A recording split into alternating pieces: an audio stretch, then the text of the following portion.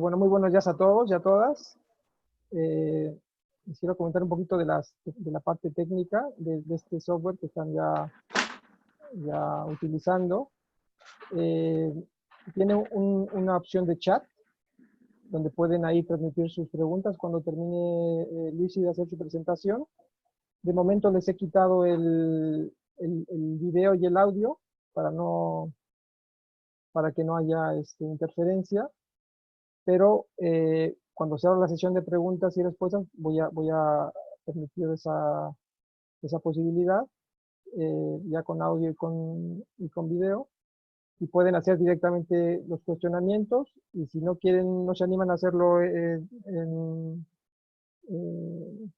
a viva voz, pues tienen también la opción del chat y yo puedo hacer la pregunta.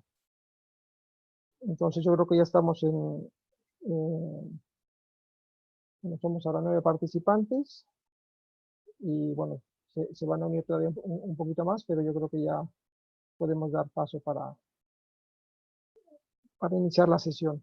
Y bueno, pues muchas gracias nuevamente. Este es el tercer webinar de redes, y en esta ocasión contamos con una investigadora muy joven, pero muy talentosa, Luisi Pedrosa, que es investigadora del Instituto Liga de Hamburgo, con su sede en Berlín, y ella es experta en temas de migración internacional.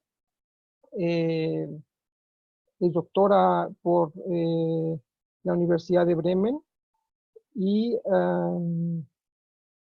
también tiene un amplio número de publicaciones en la materia. Recientemente está por lanzarse su nuevo libro que se llama Citizenship Beyond Nationality, que es ciudadanía más allá de la nacionalidad, y que es el voto de los migrantes por sus derechos ciudadanos. O sea que bueno, el tema que va a tratar Luis en la sesión de hoy es la crisis migratoria global y el papel de América Latina, un poco hablar sobre los retos que tiene la región hacia adelante. Y bueno, pues damos la más cordial bienvenida a Luis por su disponibilidad. Y bueno, solamente un comentario adicional: la sesión se va a estar grabando para subirla posteriormente a la página de redes, para que todos tengan acceso a ella. Y bueno, pues sin más, yo le cedo la palabra a Luis, y nuevamente agradeciéndole todo su apoyo.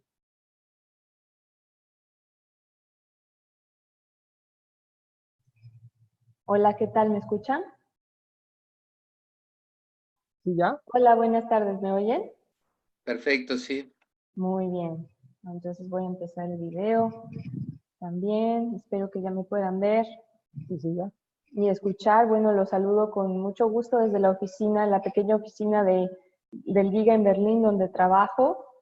Y les agradezco mucho la invitación de presentar algunas reflexiones en torno al tema que me propuso Rogelio. Él me propuso el tema, yo lo acepté porque lo tomé como un reto para tratar de reflexionar un poco sobre las regiones que conozco mejor. Yo soy una politóloga, como bien dijo Rogelio, y me especializo sobre todo en temas de derechos políticos de los migrantes.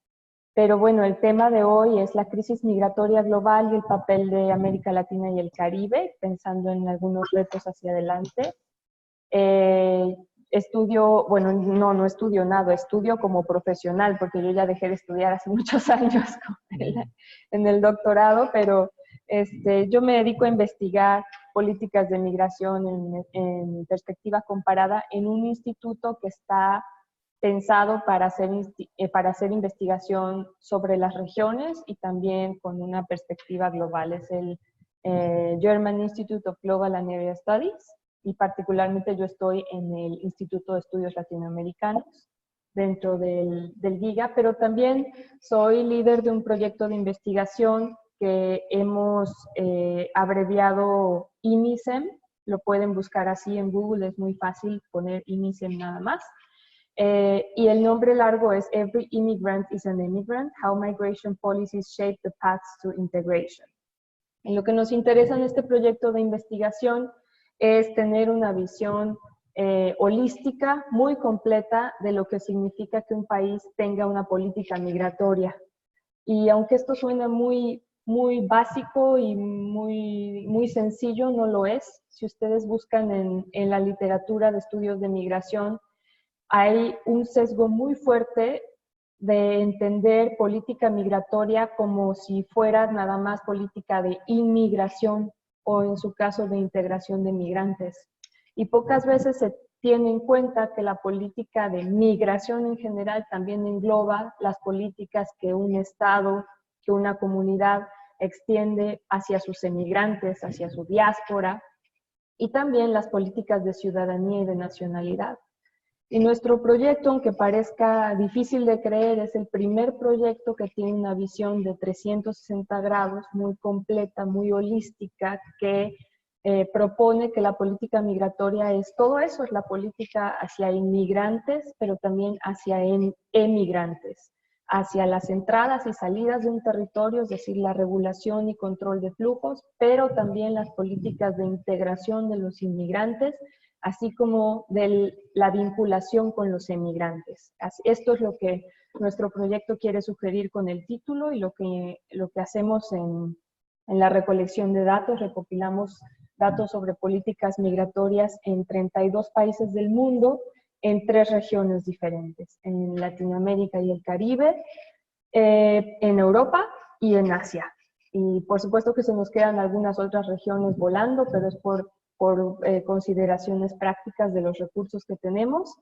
Y si podemos extender el proyecto con otras vías de financiación, nos gustaría mucho extenderlos hacia el Medio Oriente, hacia el sur de Asia y también África, que son las regiones que no incluimos en el proyecto actual. Vamos a ver de qué voy a hablar hoy con esta invitación de hablar sobre la crisis migratoria. Lo primero que quiero hacer en esta presentación es centrar mi posición como observadora. Yo obviamente no puedo hablar de todos los aspectos de estas llamadas crisis, porque estas crisis están ocurriendo simultáneamente en todas las regiones del mundo. Se sabe y se repite mucho, pero se nos olvida mucho, sobre todo estando en países como Alemania, que son países tan enfocados en sus inmigrantes y en su inmigración.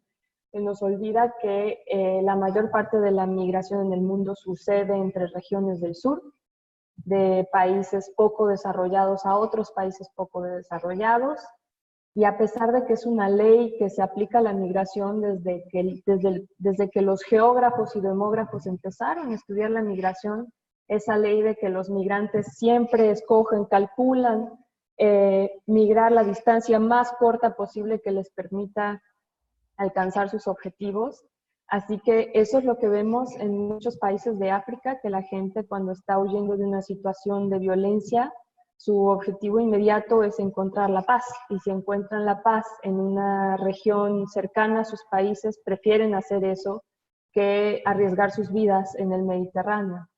Ahora, pareciera que no es así porque la retórica ciertamente alarmista a la que estamos sometidos últimamente nos haría pensar que estamos bajo un influjo incesante de migrantes, que todos quieren llegar a Europa. Lo mismo se observa con el conflicto sirio. En el conflicto sirio tenemos un número enorme de desplazados internos, que principalmente son desplazados internos, se quedan dentro de los límites del país. Y en segundo lugar, se quedan mayormente en la región limítrofe a Siria, y solamente una fracción pequeña de ellos tienen la intención y logran emigrar a distancias más largas. Así que en mi posición como observadora quiero decir que les voy a compartir algunas reflexiones que tienen que ver sobre todo con Europa y Latinoamérica y el Caribe, contrastando estas dos regiones, y menos que tiene que ver con el Medio Oriente, con África y con Asia, que son regiones que también sigo de alguna forma, pero no con el mismo detalle y la misma atención. En segundo lugar, no es una visión exhaustiva la que yo voy a compartir con ustedes. No me voy a centrar tanto en una descripción de los flujos, porque pienso que hay fuentes muy sencillas para enterarse de estos flujos.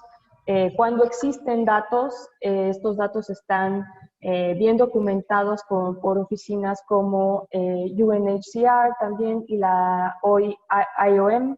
Tienen datos y cifras muy buenas, así que yo no quiero compartir con ustedes una presentación que se informe nada más de flujos, sino más bien de mi objeto de estudio, que son es el estudio comparativo de las políticas de migración. Es una perspectiva politológica y también les quiero comentar que yo soy politóloga y me centro en los derechos políticos y en la participación política de los migrantes, tanto inmigrantes como emigrantes. Este es un tema que he estudiado profundamente para varios países de Europa y también de América Latina y el Caribe, y que sirve como de fundamento, de trasfondo para mis reflexiones, aunque no los voy a someter a una charla sobre derechos políticos y ciudadanía de migrantes, porque esto sería un tema ya muy específico. Pero sí, esta perspectiva politológica me ha entrenado para tener también una lente bastante crítica ante el concepto de crisis migratoria. Y una vez que veamos un poquito la estructura de la migración, sobre todo en la Unión Europea, voy a compartir con ustedes una reflexión de la posición que yo tengo y que comparto con muchos otros académicos, por lo menos en Alemania, sobre el término crisis migratoria. Y ya entrando de lleno a la presentación, voy a compartir con ustedes una reflexión de la migración en la Unión Europea en los últimos años, pero también en América Latina y en el Caribe, tomando como punto de referencia el año 2005 como un punto que suele ser central en este reflejo de las crisis. Así que, bueno, después de esta introducción vamos comenzando. Y la primera gráfica que quisiera compartir con ustedes sí es una gráfica de flujos, que es de las entradas totales a la Unión Europea en 5 años, de 2013 a 2018. Y lo que se puede ver aquí es este pico muy claro en el año 2015, que ciertamente da fundamento a la idea de que hay un comportamiento anormal, atípico de la migración alrededor de este año. ¿Qué pasa? Alrededor de este año pasan diferentes cosas. En Siria el conflicto se recrudece significativamente, y también en el Mediterráneo la situación cambia. Se hunden varias embarcaciones con cientos de migrantes a bordo, y entonces empieza a llegar a los medios de comunicación también la idea de que el flujo está saliéndose de control. También empieza a crecer la cantidad de migrantes que empiezan a incorporarse a Europa, a entrar a Europa y empiezan a usar la ruta de los Balcanes. Y aquí es donde se genera el momento de crisis. Vamos a verlo un poco más a profundidad a continuación. Pero en esta gráfica simplemente quiero mostrar, estos datos son de la Agencia de Naciones Unidas para los Refugiados, y muestra cuál es la proporción de refugiados que están en diferentes países del mundo en el año de 2017, es decir, 2 años después de que se denomina esto una crisis de los refugiados, sobre todo de Siria, de Irán, de Afganistán, pero sobre todo a raíz del conflicto siria, ¿a dónde se van?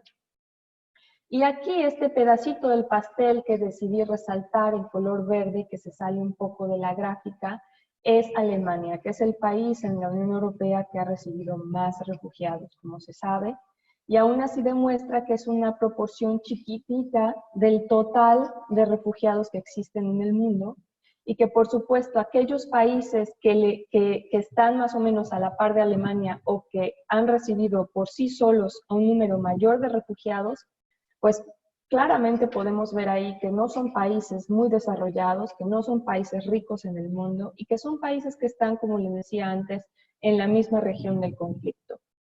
Un dato que me parece importante subrayar es que en esos países los refugiados admitidos constituyen una proporción mucho más alta de la población que en Alemania. O sea, en Alemania, en Europa, donde hemos tenido grandes discusiones acerca de aceptar o no a los refugiados y en qué condiciones, con qué derechos, etcétera, estamos hablando de una proporción de una persona por cada 80 alemanes, un refugiado por cada 80 alemanes. Mientras que en países como Líbano, que tienen un nivel de desarrollo mucho menor, tenemos una persona refugiada por cada 6 libaneses, donde además llegan con esa proporción tan alta a afectar, a recrudecer algunos conflictos étnico-religiosos, o no conflictos, pero sí a poner en desbalance ciertas relaciones interétnicas e interreligiosas en el Líbano, que han sido muy difíciles de construir a lo largo de los años. Así que, para ponerlo en una sola frase, Alemania sí ha aceptado a muchísimos refugiados, más de 1.200.000 personas en los últimos años, pero aún así, comparado con otros países en la región de Siria, comparado con el total de refugiados en el mundo, es una proporción menor y ciertamente para un país como Alemania debería ser perfectamente asequible integrarles. Aquí tengo una pequeña gráfica en la que he intentado hacer una cronología muy breve de lo que se llamó la crisis, tanto para la Unión Europea como para Alemania. Desde 2015, la guerra en Siria desplazó ya a 22 millones de personas. Es lo que les decía antes, que el mayor número de personas se encuentra aún dentro de las fronteras de Siria. Tan solo 4 millones de personas están simplemente en el vecindario de Siria. Y estamos hablando de apenas 1 millón de personas que logró llegar a Europa. ¿Qué sucede en el verano de 2015? Que las condiciones a lo largo de la ruta de los Balcanes empeoraron rápidamente y de una manera catastrófica. Todo empezó por Serbia y luego se fue contagiando, hubo un efecto de contagio. En Serbia empiezan a crear una barreras físicas para impedir que los migrantes cruzaran por Serbia. Y Hungría sigue con lo mismo, mandan patrullas, militarizan la frontera de Hungría y empiezan a crear también una barda para tratar de detener el flujo de migrantes que estaban cruzando esa ruta de los Balcanes. Y lo que sucede en julio-agosto del 2015 es que miles de migrantes que estaban transitando esa ruta se quedan atrapados en Hungría, en la estación de trenes de Hungría, donde ya no los dejan pasar. Hungría también tenía un rezago espantoso con las solicitudes de asilo, desde hace años además, y se detiene a los migrantes en condiciones totalmente insalubres, inhumanas en la estación de tren, sin absolutamente ningún plan para reubicarlos, y la idea es generar presión sobre la Unión Europea para que se decida una solución común y los saquen de Hungría. Y este es el contexto en el que el 5 de septiembre de 2015 Alemania y Austria toman la decisión soberana, sus jefes de gobierno toman la decisión soberana de abrir sus fronteras. Y esto es una capacidad que tienen, obviamente, en la política migratoria, y permiten que estos migrantes que estaban atrapados en Budapest lleguen a Austria y lleguen a Alemania para que puedan poner sus solicitudes de asilo aquí. Con ello están contradiciendo los acuerdos de Dublín, que obligaban a los solicitantes de asilo a hacer su solicitud de asilo en el primer país seguro dentro de la Unión Europea. Pero esto fue por la presión que montaron países de los Balcanes y sobre todo la presión que puso Hungría.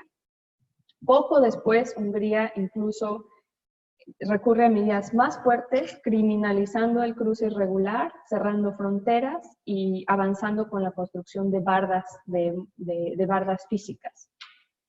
Y se genera un efecto de cascada. Ustedes, quienes vivan en Europa, recordarán que poco tiempo después países como Dinamarca tratan de prevenir cualquier flujo hacia ellos y empiezan a reintroducir controles fronterizos en algo que es el espacio Schengen, que por supuesto que no debería de ser. Alrededor de estas semanas, el flujo de migrantes entrando a Alemania alcanza unos récords y se habla de 10.000 entradas individuales a Alemania por día. Poco tiempo después, especialmente las comunas de las fronteras de Alemania y varios estados de la federación se declaran rebasados en sus capacidades de procesamiento administrativo y de acogida, y digamos que hay una pérdida de control para saber quién está entrando, cómo está entrando, cuántas personas, por qué vehículos, por qué medios. La sociedad civil alemana también se organizó de una manera muy espontánea para ayudar a los migrantes a llegar rápidamente a Alemania, con lo cual se dificultaba aún más el control de quién estaba entrando. Y poco después empiezan a cambiar las leyes de asilo.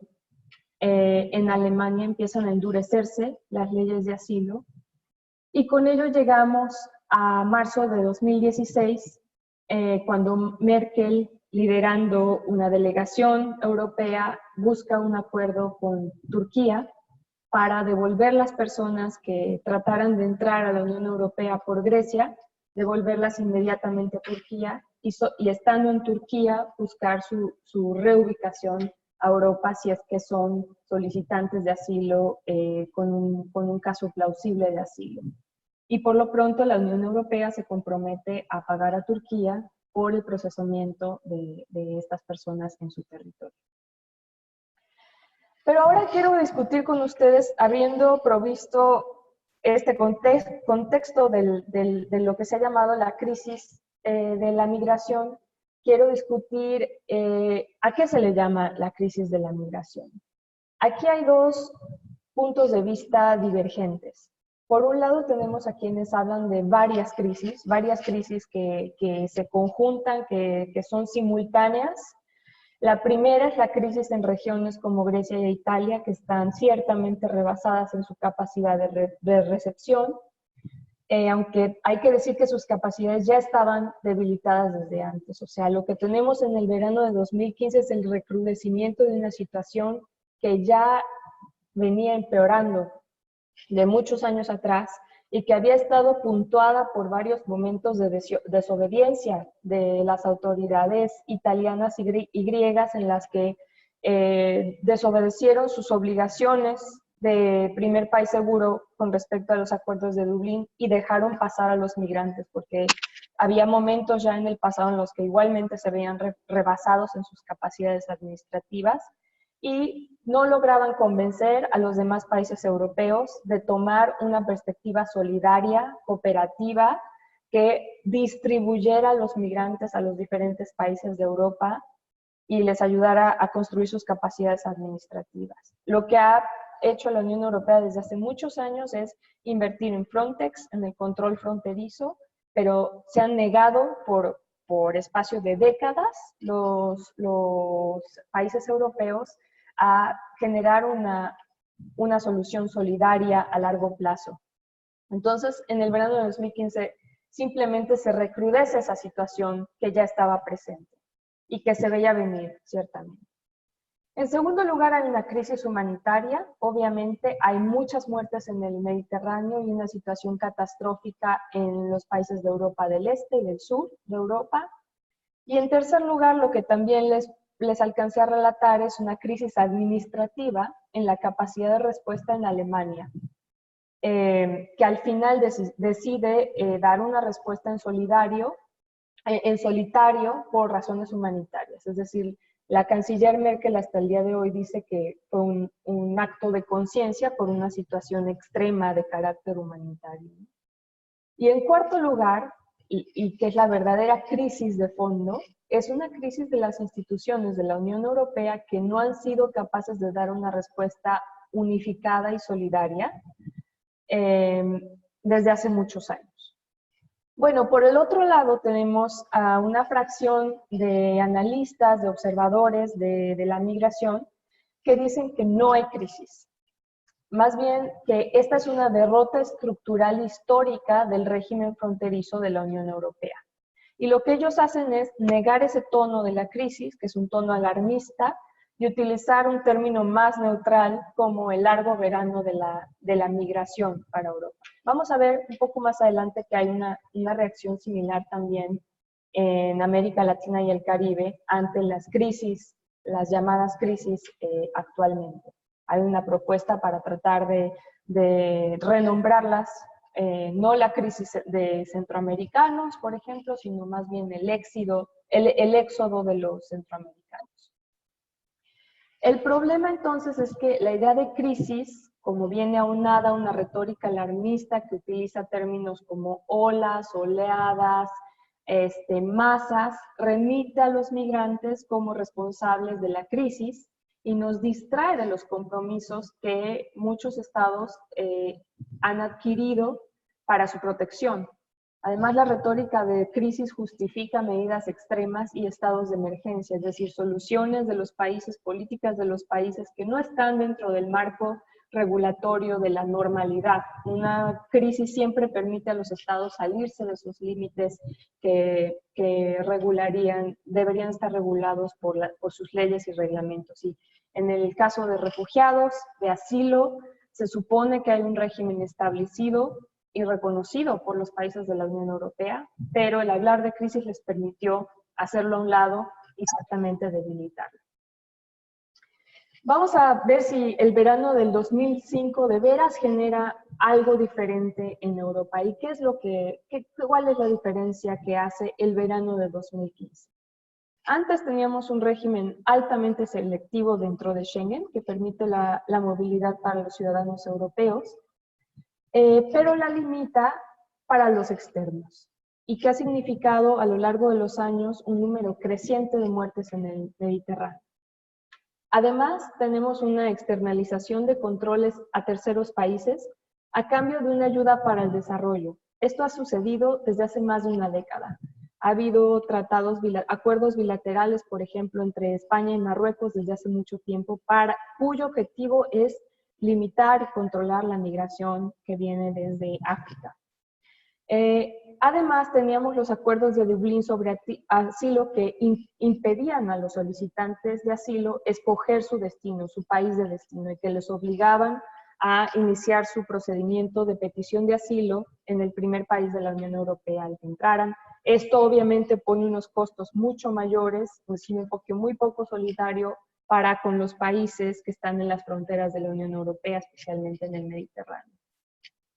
Y por último, tenemos que las cortes de derechos humanos, vienen ahí en una contratendencia que empieza a explorar la capacidad de imponer sus principios de derechos humanos al control fronterizo con algunos resultados ambiguos. En algunos casos, las cortes ha sido la vía a través de la cual el régimen de asilo ha podido sostenerse todavía y los derechos humanos de los migrantes y los solicitantes de asilo se han podido respetar.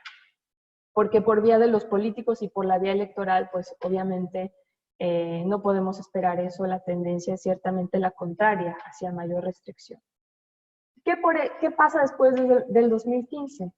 Después del 2015 tenemos un régimen de asilo lastimado. Los acuerdos de Dublín han quedado fuera de operación, no solamente porque los países de las fronteras de Europa se han negado a aceptar llevar el costo sin un aporte solidario de los demás, sino también porque grandes países poderosos como la Unión, como Alemania y Austria lo dejaron fuera de operación. Se ha logrado una mayor securitización de las fronteras de la Unión Europea y se ha recrudecido la crisis de solidaridad que ya existía a causa de gobiernos individuales que han dado un fuerte giro hacia la derecha, en Polonia, en Hungría, en la República Checa, y que hasta el día de hoy se niegan a admitir refugiados o la reubicación de refugiados que ya han sido admitidos en otros países. Así que la constante es las muertes en el Mediterráneo, lamentablemente. Una lectura superficial vista desde Alemania diría que, bueno, gracias a los refugiados o por su culpa, es que pasamos de la solidaridad de Merkel, y aquí vemos la imagen de un refugiado con la foto de Angela Merkel emocionado entrando a Alemania en el verano de 2015, y que hemos llegado, por causa de admitir a los refugiados, a tener un partido de ultraderecha en el Parlamento, con 14% de representación en el Parlamento Nacional, a la reaparición de varios partidos de ultraderecha a nivel local, a protestas y ataques racistas. Aquí tenemos una protesta que sucedió en Chemnitz el año pasado, donde obviamente ya se movilizan todos los símbolos del Tercer Reich y del nazismo. Pero esta es una lectura superficial, porque ciertamente lo que también ha sucedido en Alemania es que la sociedad se ha movilizado para admitir a los refugiados y a los migrantes, y se ha movilizado también contra el racismo.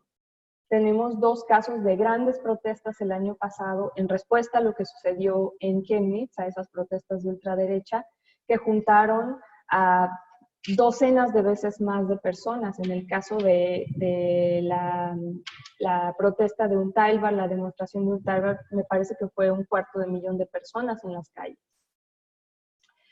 Así que la política migratoria actual está caracterizada por la contención en Alemania. Se trata de impedir que los migrantes lleguen a Alemania a través de los mismos instrumentos que ya existían antes, solamente que reforzados, a través de una cuota máxima anual de refugiados, a través del retorno rápido de inmigrantes que se consideran no elegibles, que no tienen buenos prospectos en sus solicitudes de asilo. Y además, por el otro lado, sin embargo, a los que sí se les otorga asilo, con ellos se tiene una política de integración acelerada y que les permite además cambiar su estatus migratorio de refugiados a migrantes económicos, a trabajadores migrantes y aquellos posibles. Así que tenemos ahí unas tendencias políticas ambiguas. Bueno, me urge pasar a América Latina y al Caribe para que no nos quedemos atrás con esta parte. ¿Cómo vamos de tiempo, Rogelio? Bueno, espero que... Sí, tenemos ahora, vamos ya, pues si quieres unos 10 minutos más. Ok, muy bien, muy bien. Bueno, aquí, si volteamos a ver hacia América Latina y el Caribe, podemos hablar de dos grandes éxodos que están marcando la retórica de crisis en la actualidad. Uno es, por supuesto, el de Venezuela, que también se recrudeció a partir del 2015, y también estamos hablando del éxodo centroamericano. Así que quiero decir solamente algunas cosas acerca de este éxodo. Más que hablar con detalle de estos gráficos que les estoy presentando, cuya fuente está marcada abajo y los invito a revisarlos con calma, me voy a mover bastante rápido con respecto a estos gráficos. Estas informaciones son de 2018 y estas informaciones son de 2015 y 2017 y muestran la progresión, el avance de las cifras de llegadas de venezolanos a diferentes países de Latinoamérica, pero también de Norteamérica y de Europa. Y vemos, por supuesto, que la tendencia es creciente, los números han realmente explotado en los últimos años, y a la fecha estamos hablando de estimaciones de unos 3.8 millones de venezolanos que han abandonado su país. La mayoría se encuentran en los países limítrofes de Venezuela, además. Y vamos a hablar brevemente si Latinoamérica y el Caribe tienen un enfoque diferente a estas crisis, pues, a estos éxodos. En Latinoamérica y en el Caribe, antes de 2015, como después, tenemos un panorama de migraciones históricas que es muy complejo. Hay perfiles complejos de migración. Están marcados por la inmigración, por la migración de retorno, por la emigración, por la migración de tránsito y también en muchos casos por vidas transfronterizas. Esto es lo que, por ejemplo, vemos en Costa Rica con respecto a Nicaragua, en México con respecto a Guatemala, y en países de Sudamérica también tenemos muchos ejemplos de fronteras porosas en los que es posible hacer una vida transfronteriza. Las sociedades a lo largo de las fronteras tienen un enorme contacto y tienen vidas laborales que a menudo incluyen a los dos países.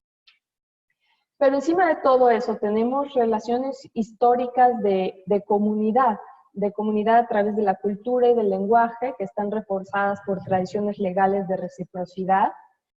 Y estas relaciones históricas han servido como base para acuerdos regionales sobre movilidad y sobre controles. Ahora, no toda la región de Latinoamérica y el Caribe está al mismo nivel en términos de movilidad, de libertad de movilidad. Hay diferencias muy relevantes en el norte, en el centro, en el sur y en el Caribe. En el sur es donde tenemos el avance más importante porque hay acuerdos que permiten la libre circulación de personas y otros que por lo menos permiten la libre circulación de trabajadores, que no es lo mismo, es un concepto mucho más reducido, pero hay otros muy ambiciosos que incluso permiten la libertad de residencia, que permiten a los ciudadanos de una región, de un esfuerzo regional como es Mercosur, tener la posibilidad de adquirir residencia inmediata en otro país sin necesidad de tener una oferta de trabajo, y que va mucho más allá del espacio Schengen de simplemente moverse entre las fronteras. Mercosur es el esfuerzo más desarrollado en este ámbito, pero también existían hasta hace poco UNASUR, que estaba moviéndose en una dirección muy similar, la Comunidad Andina. Y estos diferentes proyectos, hay otros de carácter más económico, como ALADI, por ejemplo. Estos diferentes acuerdos ponen un piso normativo, un mínimo común denominador, en el que los países de Sudamérica, por lo menos, trabajan con principios muy similares. A pesar de que cada acuerdo tenga diferentes prioridades y ambiciones, a menudo comerciales o políticas, hay un piso común en el trato a las personas en situación de movilidad. Además, en Sudamérica han existido muchas conferencias sudamericanas de migraciones que han ejercido lo que se llama en relaciones internacionales un poder suave, y con la cual esa región se ha proyectado al exterior como una región en la que son posibles los acuerdos regionales de movilidad, que se pueden establecer principios comunes, ¿no?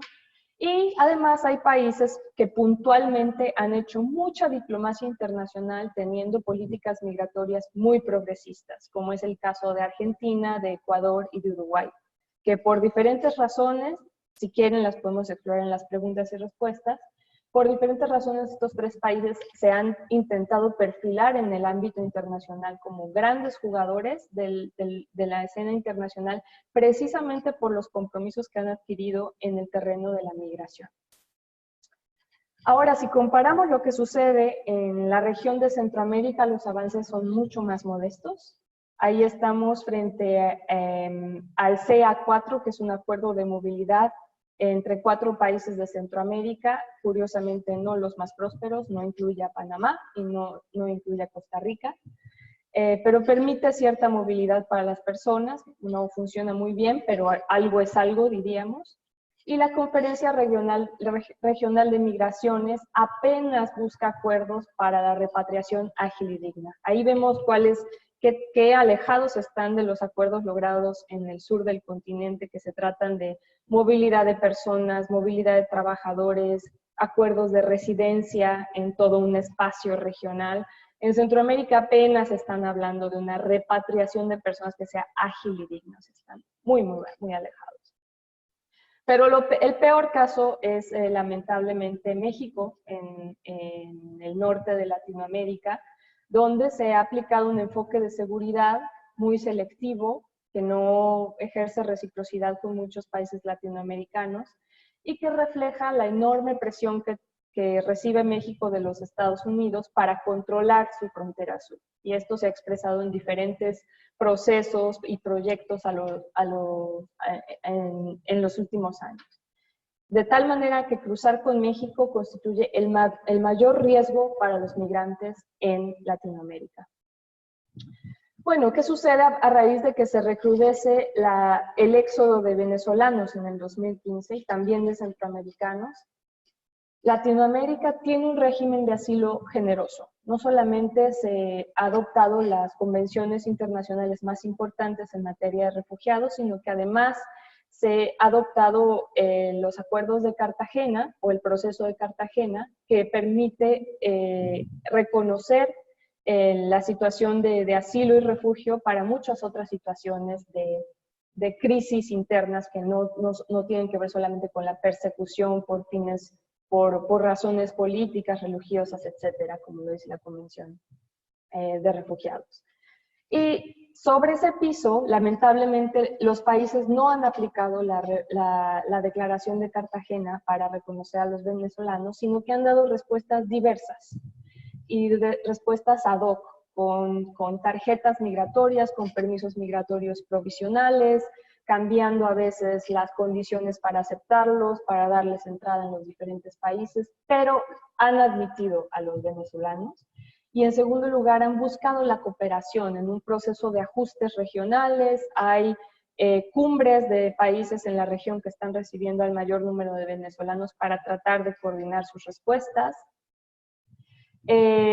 Lo que es cierto después del 2015 es que se han ido complicando más y más el tránsito de las personas, de los migrantes, y se ha complicado la entrada de los migrantes. Este tipo de formas de solucionar la crisis en realidad lo único que hace es multiplicar la crisis y hacerla mortífera para las personas más vulnerables que están buscando cómo salvar sus vidas. Así que tanto en Latinoamérica como en Europa la constante es muertes en el tránsito, y ahora, después del 2015, más muertes a causa de tratar de evadir controles y de caer en situaciones de tensión. En Centroamérica y México la situación con los centroamericanos es particularmente cruda porque ahí hay una situación de violencia durante el tránsito, y esto se ha reproducido desde 2018 cuando empiezan a moverse en caravana los migrantes, lo cual no es totalmente inédito. Ya existían casos de caravanas en el pasado, pero ahora se ha vuelto el modo por excelencia de movilidad de las personas centroamericanas para protegerse de la violencia, de la violencia a la que están sujetos durante su tránsito en México. Y si ustedes han leído las noticias en las últimas semanas, saben que la presión que ejerce Estados Unidos sobre México en cuestiones de migración es real y es fortísima. Ahora están vinculando temas de comercio con el control migratorio. Y ahí la única buena idea que ha tenido México en el pasado, reciente y en la actualidad es tratar de generar desarrollo en la región de Centroamérica y tratar de buscar el apoyo de la comunidad internacional para generar ese desarrollo. Pero México sigue aplicando unas políticas muy contradictorias entre su letra y su práctica. Así pues, creo que ya estoy terminando. En esta comparación entre Europa y Latinoamérica, que están viviendo estos diferentes tipos de crisis, tenemos diferentes regímenes de refugio reconocidos a diferentes niveles en Latinoamérica y en Europa. También tenemos acuerdos regionales que están funcionando o no están funcionando. En Europa no están funcionando para nada. No hay los acuerdos que existen en la Unión Europea en otros ámbitos no se traducen para nada en cooperación con respecto a la migración, mientras que en Latinoamérica los acuerdos son más modestos para empezar, pero sí hay mucho más voluntad de los países de cooperar para distribuir un poco los costos de manera un poco más solidaria. Ahora, en Europa los retos de la integración son ciertamente mucho mayores, con las poblaciones de refugiados que vienen de países con idiomas muy diferentes y culturas muy diferentes, mientras que en Latinoamérica tenemos a gente que habla nuestro idioma y que se ve como nosotros, cuyas prácticas no son muy diferentes a las de las sociedades receptoras, así que de facto la recepción puede ser mucho más generosa.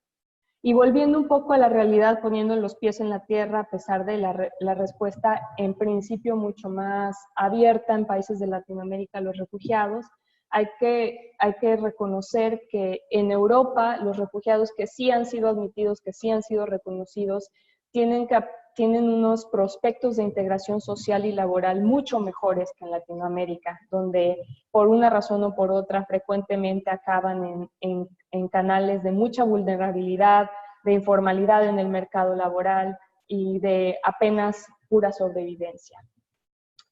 Ahora, diferente tipo de respuestas, una mucho más abierta en el discurso, en la solidaridad, otra mucho más cerrada en el discurso y la solidaridad, pero efectivamente mucho más efectiva en las políticas públicas, tienen diferentes efectos a corto plazo y a mediano y a largo plazo. Y creo que voy a cerrar aquí para poder escuchar sus preguntas, si las hay, y los dejo con esta diapositiva en la que sugiero algunas lecturas recomendadas para consultar sobre este debate. Muchas gracias. Muchísimas gracias, Lucy. La verdad que muy interesante la presentación. Este panorama comparativo que nos ofreces de Europa y América Latina es muy rico y nos da un poquito esa dimensión de la problemática que vive la migración a nivel global. Y bueno, voy a dar espacio para preguntas. No tenemos mucho tiempo, pero tenemos 10 minutos o 10, a lo máximo 15 para preguntas, o sea que les abro el espacio si quieren preguntar directamente o, como les había dicho, si quieren realizar la pregunta a través del chat.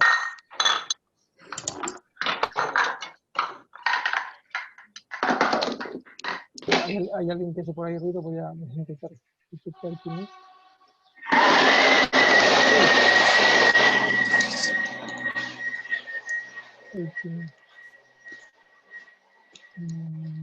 Aquí alguien pregunta, Luis, si podría repetir las organizaciones donde podemos encontrar datos de flujos. Gracias.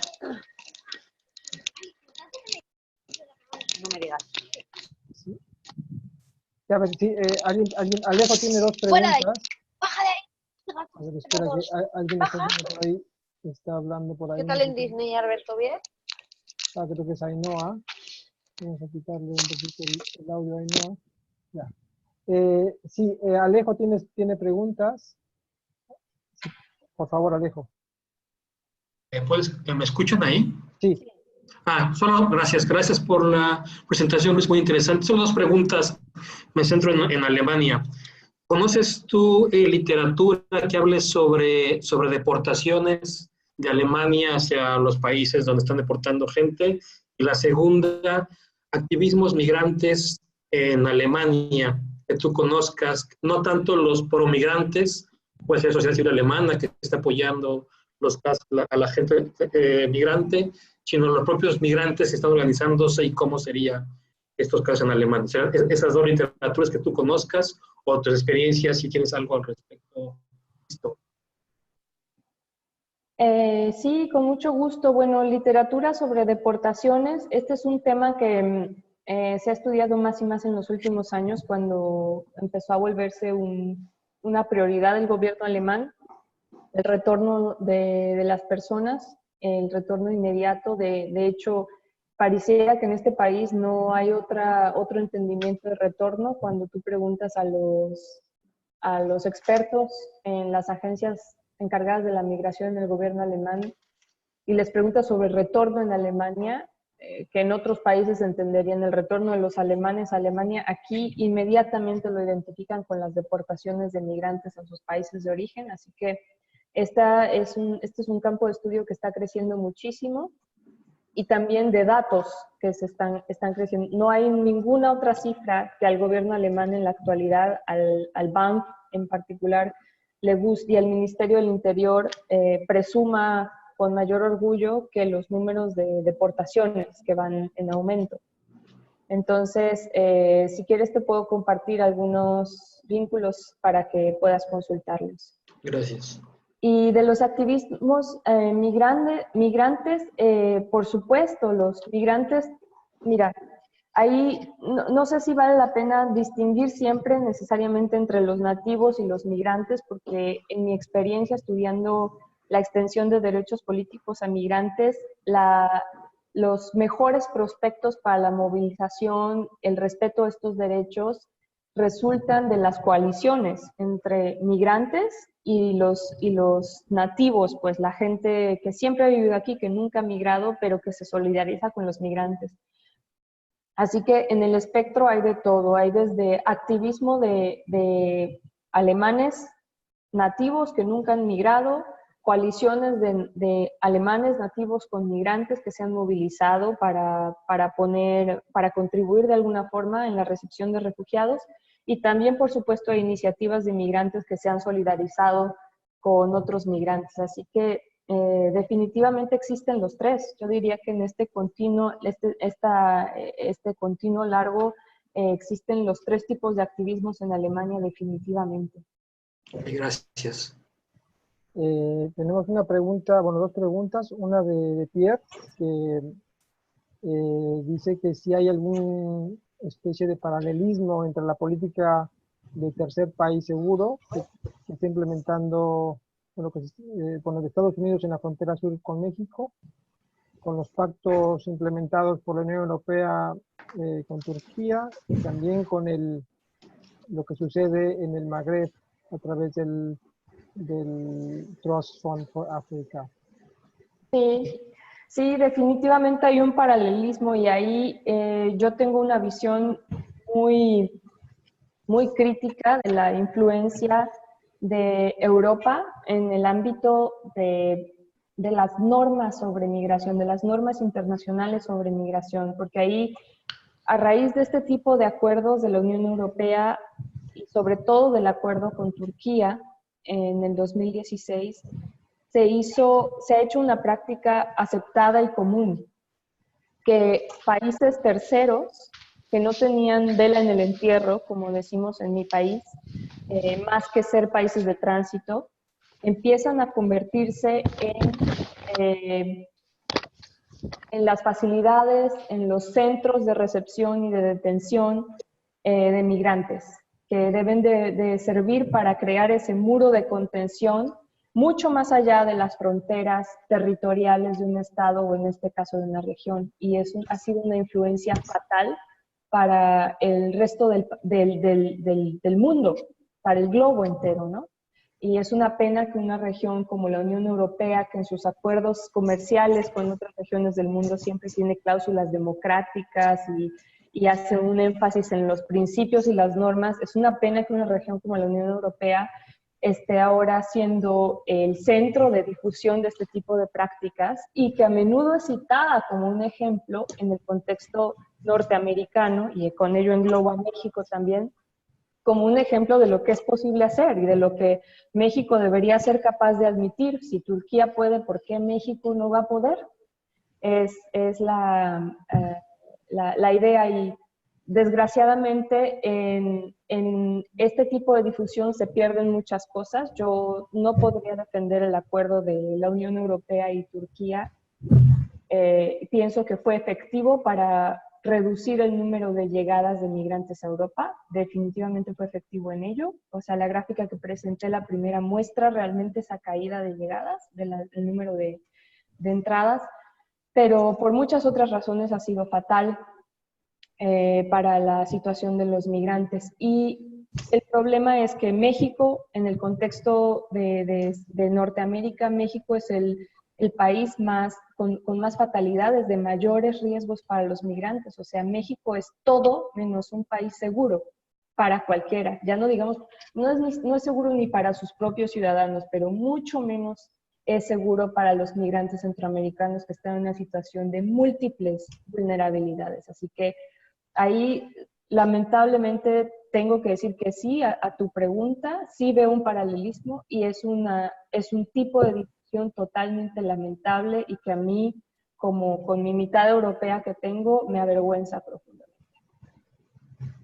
Luis, también tenemos otra pregunta de otro compañero, bueno, lo que tiene las siglas FHH, y pregunta si ¿conoces la respuesta concreta de la sociedad civil de Estados Unidos frente a la posición oficial del gobierno norteamericano? Porque, como has señalado, pues en tu presentación, en el caso alemán, la sociedad civil tuvo un papel relevante.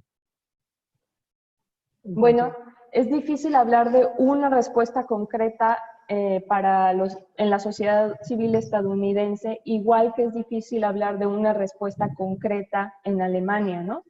Lamentablemente,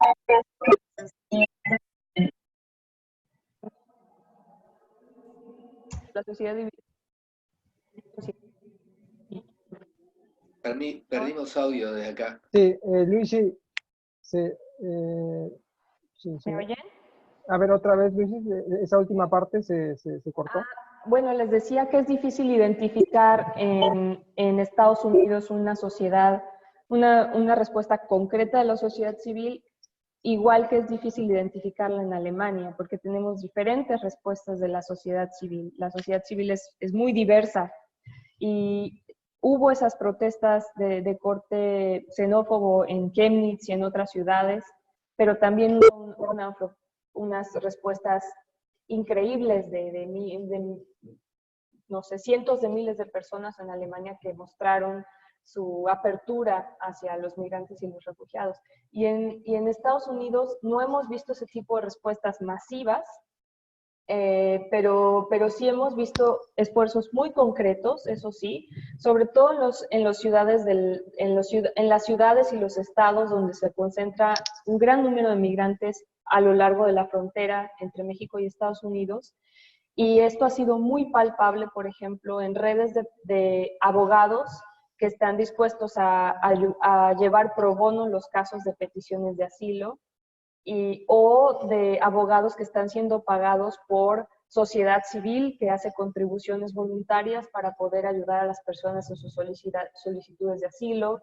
Hay muchas sociedades y muchas asociaciones civiles que están acumulando información que es útil para los solicitantes de asilo para saber conocer sus derechos, y así te podría nombrar un sinnúmero de iniciativas, además de iniciativas políticas que van sobre la línea de declararse ciudades refugio o estados refugio, incluso en Estados Unidos, lo cual significa que las autoridades de esas ciudades, de esos condados, ciudades o estados, dependiendo del nivel en el que lo veamos, no cooperan con las autoridades federales al intercambiar información que pudiera ayudar a las agencias de detención como el ICE a detener y deportar personas. Así que sí hay, no, uno podría tener la impresión por ver el perfil de los votantes de Trump y los mítines de Trump y todo eso que hay una gran xenofobia, sí la hay,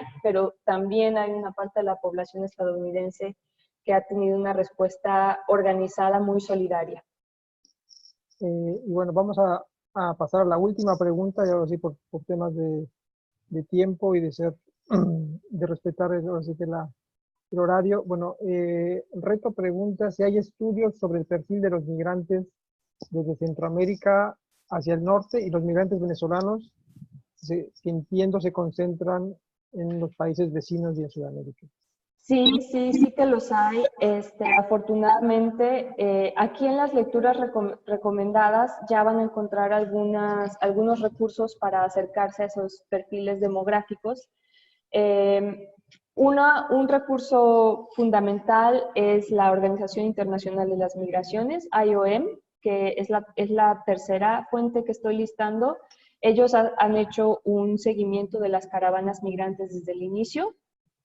Y la cuarta fuente que estoy citando, el COLEF, esta es una institución académica en el norte de México, en varias ciudades de la frontera, se llama el Colegio de la Frontera Norte. Y el COLEF ha hecho no solamente una cronología de la caravana centroamericana, sino que es la única institución gracias a la cual desde hace muchos años tenemos un perfil sociodemográfico muy exacto de quién ha estado cruzando ambas fronteras de México, la frontera sur y la frontera norte.